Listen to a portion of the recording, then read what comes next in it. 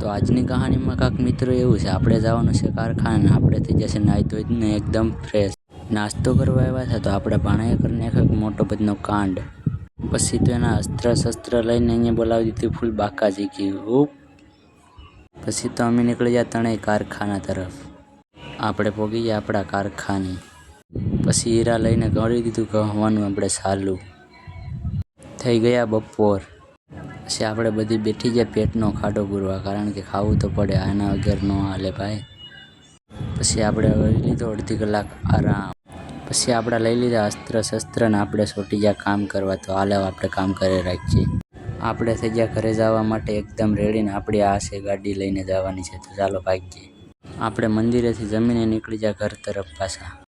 પછી પહોંચી ગયા આપણે આપણી ઘરે ને. આવા જ અમારા વિડીયો જોવા માટે અમારી ચેનલને લાઇક શેર ને સબસ્ક્રાઈબ કરતા રહેજો. બાકી મળીએ છે કાલ.